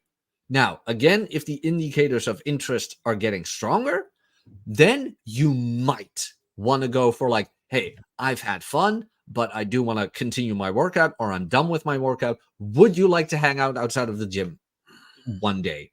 Or, sorry, English phrasing kind of failed me there. But would you care to hang out with me outside of the gym? If all of the previously mentioned was not there, don't do it. Because she could go to staff, she might have friends there, you name it. You might become the awkward guy in the gym, and the gym is your sanctuary where you work on yourself. So by default, don't do it unless heavy indicators of interest. Otherwise, to me, it's a no-go. No, fair enough. Fair point. Yeah, I generally agree. I think, I mean, the thing that's muddied the waters for us a little bit over the past few years is that traveling a lot, it makes it sort of different, because if you're like James Tusk and you're leaving the country in 2 days, then it doesn't really matter. You can burn the gym to the ground, and it's not really going to have any negative consequence. So if it's a gym, but I'm assuming for the purposes of this, he's probably talking about a gym that he goes to regularly and it's his regular spot and all that. So I would avoid it, and except for the circumstance that Jack says. But I mean, I have met girls in gyms before, and I think the way that you do it is what you said, really, which is that you go over. I would start off. You're not going to go direct, really. I mean, you start off with something pretty banal. You see what her vibe is. If it's positive, then maybe you can ask for a number or whatever, or her Instagram or something. But don't push it. It's got to be very low key, I think, in that environment. Mm-hmm. Do you recommend not to smile in Tinder pics? Yes. Because a lot of guys smile and they look like a fucking dork. That's it. Smirk, not smile. Yeah, if you've got a like sexy James Bond smirk, then do that. But you don't want to be a fucking grinning like buffoon, like with the like the open mouth, like you don't want to be a scared chimp. Yeah, Tate used to have great skits on. Dude, say whatever you want about Tate, but goddamn, did he have humor? God damn. Yeah. Best way to go about linking up with old friends, not just girls. Well, I mean, sup, mate? How have you been? Sorry? Sup, mate? How have you been? Done. Okay. Yep. Good opener. Good line. Good line. I hadn't talked to you in ages. Like, Troy, how's it been, man? Like, no. You know what I did, Troy? I wrote it all down. I knew you were coming on Rule Zero, and I hadn't talked to you in months, and I crafted the perfect opener. And I calculated the seconds until I said it. That's how I reconnected with you. Jesus Christ. Yeah. Sorry. Not pissing on you, Godspeed, mate. Just having a little bit of laughs. Yeah. Jeffries, how to handle I don't kiss on first dates, even if it's an evening date with drinks, maybe dinner. Well, it shouldn't be fucking dinner. I mean, Jesus Christ. Like, why are we saying this? It shouldn't be dinner. All right, if it's drinks. You've tried to make romantic. PUA told us to go, agree, take 1 step back and 2 forward. Well, I mean, yeah. There are some girls that do have that rule. Very, very few, I would say, particularly in the West. But there are some girls, like there are some, like Eastern Russian girls and people like that, and they might have that rule. And I think you just go with it. To be honest, I mean, again, the underlying thing here, though, Jeffries, and I would encourage you to look in the mirror and ask the same question again, which is what I said before, which is, am I a boring dork? Because if you're getting this, if this is something that's happening to you frequently, it would seem like you're not really setting their world on fire. Okay, and that's a problem. And it's not like there's some clever PUA trick to get around that. It's more about how is the frame being set in the first place? All right. So and the way you phrase this as well, you said, even if it's how to handle I don't kiss on first dates, even if it's an evening date with drinks. I mean, it's not that just having drinks is going to automate, you tried to make it romantic. Okay, just having drinks, I would recommend that you have drinks, but that in itself doesn't make it romantic or sexual. What makes it sexual is the energy that you bring to the table. If you're not bringing the correct energy, all right, if you're being too friendly, you're being too logical, you're being too linear, you're not being fun, you're not bringing any fucking riz, then she's not going to want to get intimate with you because you're not exciting her enough. You've got to make her feel an emotion. You've got to make her feel something. Well, you make her feel turned on, ideally, but you've got to make her feel something. If you're sitting there and you're being a bit beige and bland and whatever, and you're not making her feel anything, then yeah, she's not going to want to kiss you. She's not going to want to sleep with you. She's probably not going to want to see you again. And that's how it is, all right? The date is your opportunity to endeavor to create some chemistry. And if you're not doing that, then you're going to get a lot of women who don't want to kiss you. Yeah, no, pretty much. That's kind of it. And I kind of agree. It's like, how are you? Like, do you guys even still know what indicators of interest are? Yes. Okay. I think so. Like, let me just go to the restroom. You can take it from here. Yeah. Okay. Like, has she, for no, how do I phrase this? Has she initiated touch with you, like for no other reason than just to touch you? Like you make a bland joke, it's like, oh, you're so funny, and then all of a sudden you got her hand on your shoulder, and you're like, oh, that's interesting. Like, does she keep looking you in the eye? Blah, blah, blah. Does she keep staying close to you? Blah, blah, blah. Or has she been like distant towards you? There has been no keynote, like touch whatsoever in the whole interaction, and you just go for it. It's like, how did that go? How did that go? And like, I don't kiss on first dates. It's kind of like a shit test. Well, it's not per se a shit test. It's kind of like an early frame announcement. Could be both, where she gives you a set of rules. She gives you a rule. Do you abide by that rule? It's like, I don't kiss on first dates. It's like, oh, have I given you the indication I want to kiss you then? Or are you just thinking about kissing me? Oh, tee. It's like, play with it a bit. Play with it a bit. See where it goes. And don't take it too seriously. It's like that old, we're not sleeping tonight, right? Or we're not sleeping together tonight. Oh. That means she's thinking about it. And now she wants to see, like, are you petty about it? Are you going to like stamp your feet like a 5-year-old boy? Like, but I took you to dinner and you're not sleeping with me. It's like, oh, Jesus Christ. Like, see it for what it is. It's like, we're not sleeping tonight, right? Oh, sure. No, of course not. What do you take me for? And then 5 minutes later, she's all like, gah, gah, gah, gah, gah. It's like, tends to happen. So here's many questions from Jeffries. What about learning? You've been posted on We Are Dating the Same Guy. You look and it's all lies, exaggeration. From women who've never met you, stories from your every bad first date in 10 years. Has this happened to you? No, and stop worrying about it. Has it happened to you? It's never happened to me, to my knowledge. I mean, maybe it has. Nuclear Caldelio, it happened to him. And he ran with it. He got more messages. Like, Rob and I made a joke about this. It's like, guys, remember, Ted Bundy got love letters. Remember that. Lean into it. You could put it on your dating profile. It said, as seen on Are We Dating the Same Guy? Yeah, as seen. Yeah, I think that's what Nuke did even. As seen on Are We Dating the Same Guy? It's like, dude, just don't take all these things so bloody seriously. So Eric Narva, I think, in reference to meeting people through day game face to face. So the first date would be the second date because you met each other face to face the first time. She might not count it as the second date because she will think rightly, well, we met for 5 minutes and had a quick conversation, and that wasn't a date. So, I don't even know what the fucking question is, really. I mean, logically, no, because it's not actually a date. If you meet somebody in person, you probably have quite a short conversation. It's not actually a date. You've had some FaceTime. It's not a date. You could try and spin it like that to the girl if you want, but she's not going to respond to logic anyway. So it's going to be down to how she feels about it. Unless you did a date the first time and you spent a bit more time with her, maybe. I don't know. I mean, you can tell all of these questions are fucking irrelevant, can't you? Because is Eric Narva actually out there fucking approaching anyway? He's probably sitting in his bedroom with his D in his hand. I mean, like, is this actually relevant to your life at all anyway? I would be flattered, though, if he right now is sitting in his bedroom with a dick in his hand. It's like, would he prefer more to the left or the right, Eric? Eric Narva, have you ever had sexual intercourse with a woman in your life? Please let us know. Put in the chat. You can be such a dick. No, maybe he is. I don't know. Maybe he's a massive player. But it's just like these conversations. The problem is there's a lot. We're encouraging it because we're doing the stream, but there's a lot of like mental masturbation in this space, isn't there?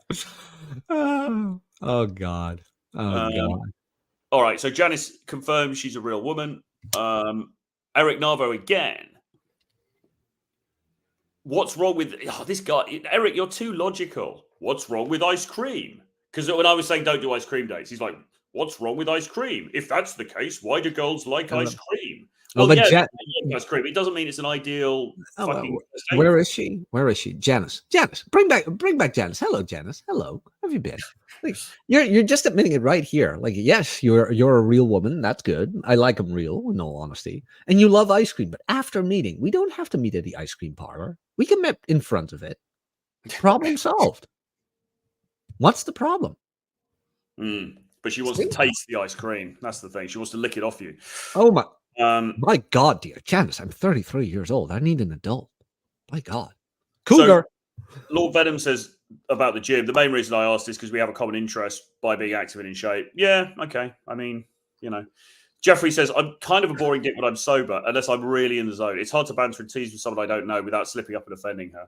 That is a risk, but you've got to take that risk. I mean, sometimes you'll say something and maybe it goes a little bit beyond, you know, the pale, and she gets angry. Well, so, you know, sometimes that's going to happen, but it's okay. Just whatever, you know. You're not hurting anybody. Move on to the next one. Mm-hmm. Oh, she means dinner or drinks. No, dear. Dinner comes after ice cream. You got to always start with the good things first. Here. The OFT.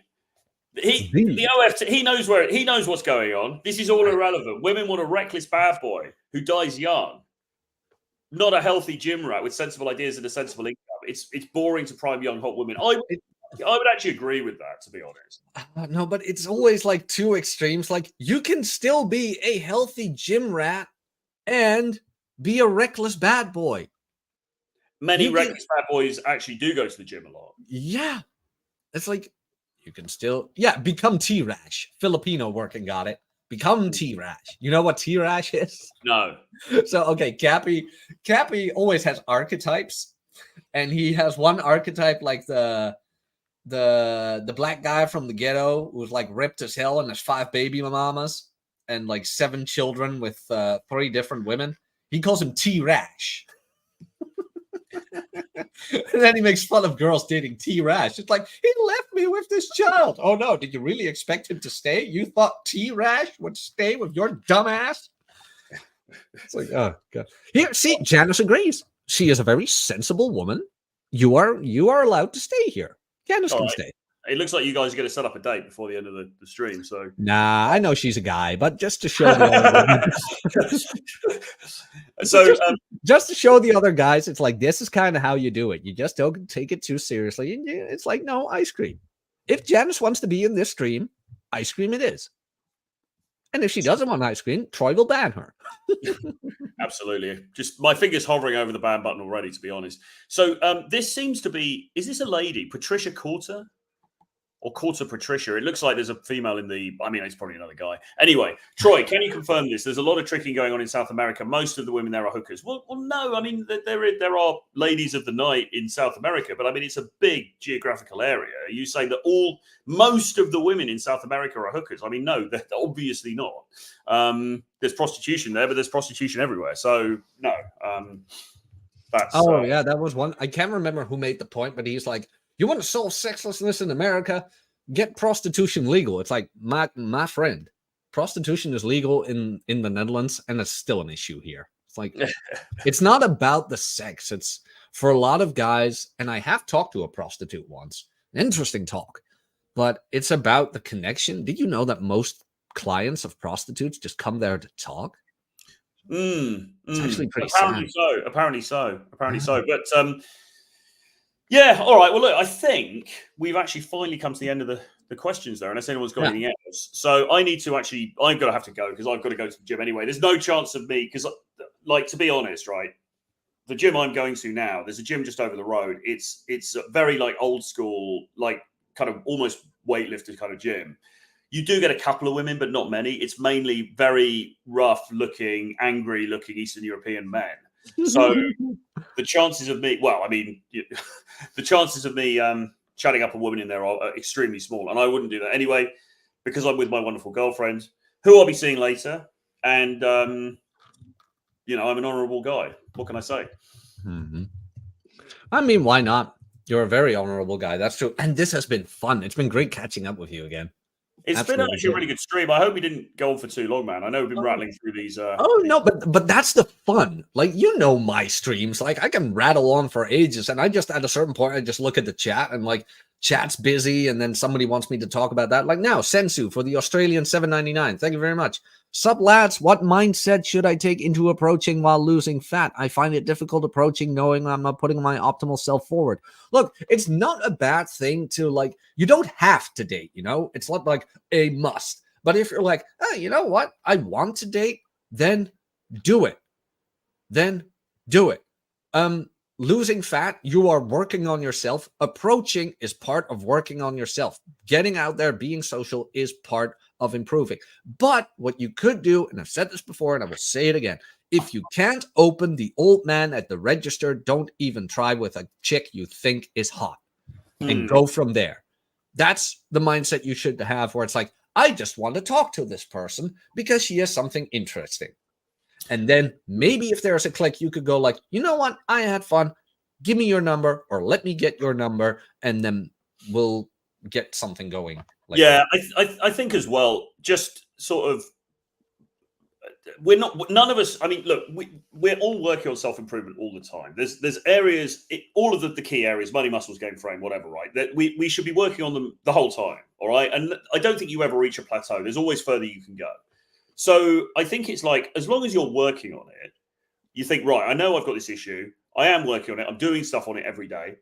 I think you should just approach with confidence, because it's like, look, I know that I know, and I know what my potential is as well. I know where I'm going to get to, because you want to visualize in as if it's definitely happened. You know, I know where I'm going to get to. I'm not there yet, but I'm going to get there, and I'm working on it every day. So I'm fucking awesome anyway. And if she can't see that, that's on her. I would go in with more that kind of attitude. Yeah, kind of like that. So, want to wrap this one up? We do, but let's just do this. What's wrong with smiling in pictures? Myron from Fresh and Fit recommends it to avoid looking like a weird guy. Is it just a coat for men with bad teeth? It depends how you're smiling. I mean, I think this conversation goes back and forth. I mean, I think if you mystery always used to say. I mean, people always go to extremes with this stuff. What nobody here is recommending you look like a fucking serial killer. No. Because you don't smile, like a little bit of a smirk, a twinkle in the eye, fine. You might have one shot where you're showing the teeth, but the problem is that a lot of guys smile in pictures and they look like fucking dogs. And I'm certain that that's not what Myron is endorsing either, because I know Myron, and he knows a fucking soy boy when he sees one. So it's about looking fucking cool. And the problem with smiling is a lot of guys don't look cool when they're smiling. But it's, again, there's shades of grey here. Bad boys go to the gym, but they don't spend their lives chasing excellence. They're in and out of prison. Well, there's plenty of guys. There's plenty of guys who have rough edges, who are getting laid, who don't spend their lives going in and out of prison. So, I mean, again, it's hyperbole. You've taken some Manosphere Red Pill stuff, and you've just taken it to its end conclusion, which is, I mean, yeah, guys who've been in and out of prison are attractive to women, but so are guys who do cocaine and work in the city and go to the gym and have never spent a day in prison in their life. Women find those guys very attractive as well. So, there's no point in coming out with these absolutes, because it's kind of bullshit. Fair. Jeffries. The Me Too era articles, news stories all over the place in the mid-2010s about better not approach women, erupted by the 10 hours walking in New York. A lot of guys do that too well. All right, Jack's left the stream in frustration. Jack's actually had to leave because he's so frustrated. Yeah, Jeff, what is your point, Jeffries? I mean, you haven't even made a point. You just said some random shit. I mean, it's irrelevant. Calibration is the key. You've got to be calibrated. You've got to come across like a fucking normal human being. And if you do that, then you're likely to be fine in most situations, to be honest. Even in New York City or Los Angeles or London or anywhere else, just be a fucking normal human being. Don't be a fucking weird dweeb. And if you are a weird dweeb, work on that and don't approach while you get socially calibrated. Yeah, pretty much. You better not approach. Stop taking everything seriously. It's like they say that to get rid of the creeps. It's like that. Why do you think one of the first articles on the sidebar is women are the most responsible teenager in the household? Learn to not take everything they say. Women voted that they would rather spend time with a bear than a man. Do you really think they would rather spend time with a bear than a man? Of course not. A bear is a vicious predator. They just say it to fuck with you. Like, yeah. Do you, how does Ryan always phrase that? It's a great phrasing. Do you roundhouse kick a 5-year-old through the drywall when she calls you a poopy head? Of course not. This is exactly what it is. But the articles get blown up, and then guys take it seriously, and they're like, "Oh, we're all doomed." It's, well, yeah, you are with that attitude. So the 01T says, what about age? Young men have more chance with young women, right? Not necessarily. How do you compete with young men? Well, I mean, like I said at the beginning of the stream, I'm 50. I'm nearly fucking dead. And, you know, the women, you know, my girlfriend is 18 years younger than me. I've generally dated women in their 20s and early 30s for my entire life. And my dating life has been better than many, many guys in their 30s and even in their 20s, even at this age. Okay. So it's bullshit. It's also kind of dependent on the individual, right? If you look after yourself, you know what the fuck you're doing, you're not a fucking dog, then you can have a great dating life and that can extend well into your later years as a guy. Okay. So again, it's a pointless question. You've read some shit on the internet. You're kind of regurgitating it. Have you tested the assertion in real life? Probably not. You know, it's bullshit. But what I'm wondering with these guys is, like, you tell me all the rage bait, clickbait articles, but have you read the sidebar? Like, have you guys read the sidebar? Like, have you guys read the Book of Book? Have you guys read Michael's story? Have you guys read Sexual Utopia and Power? What else? Most Responsible Teenager in the Household is on there. 60 Commandments of Poon from Royce is on there. Ian Ironwood, have you guys ever read that? Heard of him? It's like, go read the strategies. Go in there. Like, before you worry about these clickbait, rage bait articles, go read the sidebar on the Red Pill Reddit. Start there. Yeah. Well, Jeffrey says, and this is a good point to end probably, it's like men have been told and heard it loud and clear. Most guys are not welcome to even say hi. Reference all this women's media now saying they can't meet guys. Guys don't approach anymore. Well, I mean, so what is the end conclusion of this, Jeffries? If you don't want to approach, don't approach. Sit in your bedroom and sit with your D in your hand and watch these and comment on endlessly on these streams and don't take any action. And then, you know, eventually you'll die alone and your genes will be wiped out of existence. And it will be as though you know, your miserable time on this planet was just a handful of dust in the desert. You know, I mean, you could do that. It's up to you, man. Nobody's forcing you to approach. If that's what you want to do, that's what you want to do.